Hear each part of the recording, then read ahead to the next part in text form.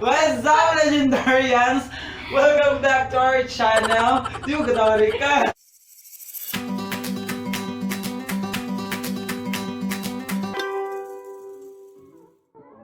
And ngayon, gagawa tayo ng chiffon cake.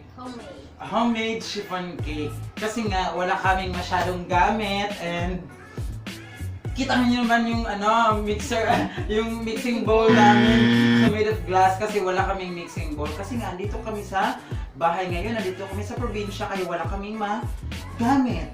By the way, birthday pala ng buntis ngayon. So, kantahan muna natin siya ng happy birthday. Happy birthday to you. Ayan. Dahil nga birthday niya, gagawa kami ngayon ng chiffon cake. Homemade chiffon cake. So ngayon, i-introduce muna natin yung mga ingredients na gagamitin natin.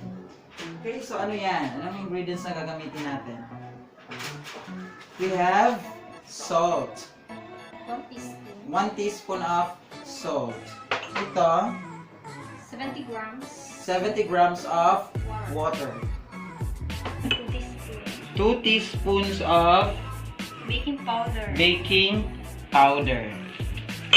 Ito, 2 teaspoons of vanilla. 2 teaspoons vanilla extract. Then ito, 70 grams 70 grams cake flour. cake flour. Wow, cake flour.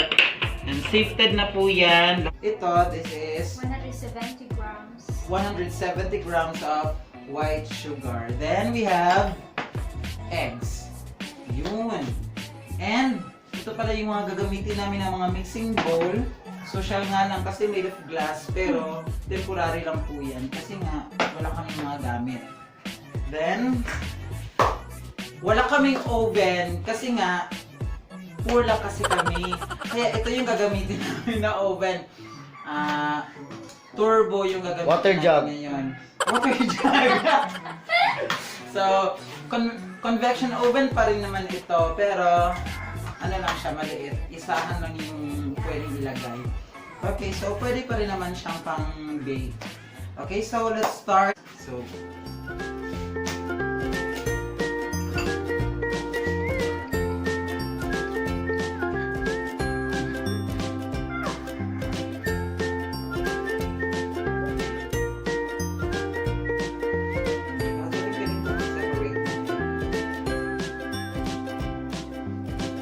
Ang galing mo!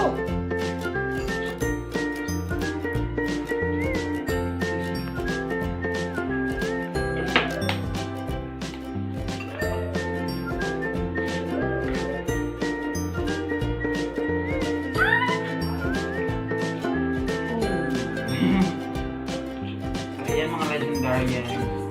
Simulan na yung totoong lasa.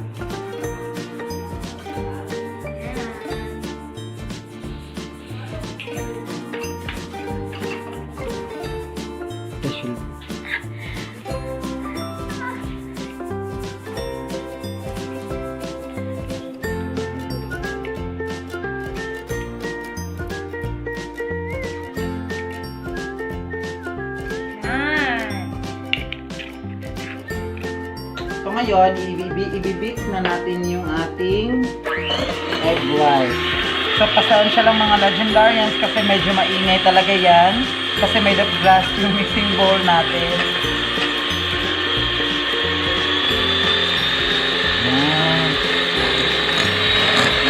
Yan.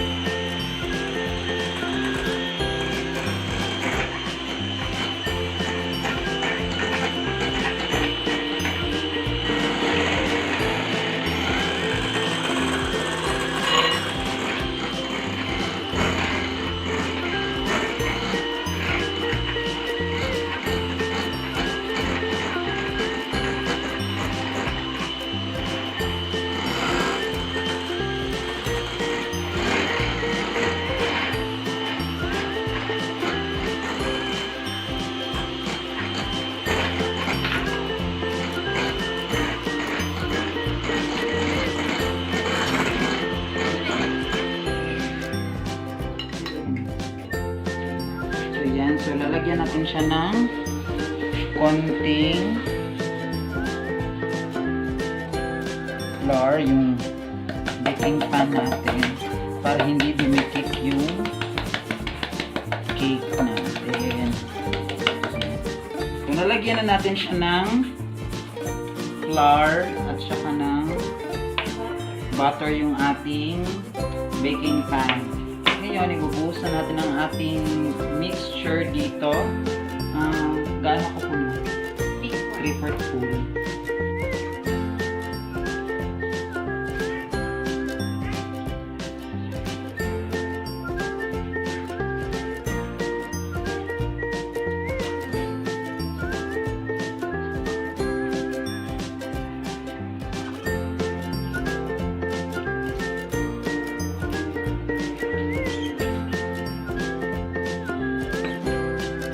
Ito na po siya and ready to bake na po.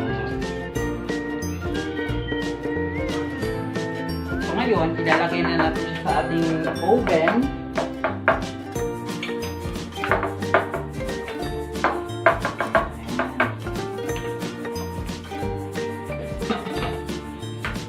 And set it to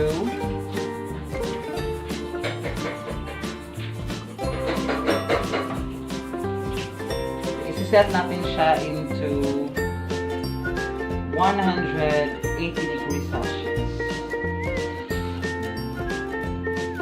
for 30 minutes.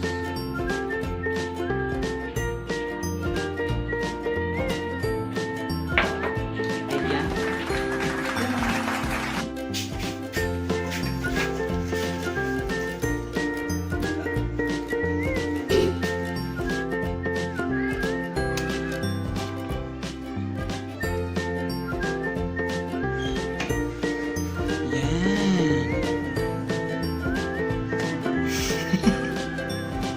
Napasok.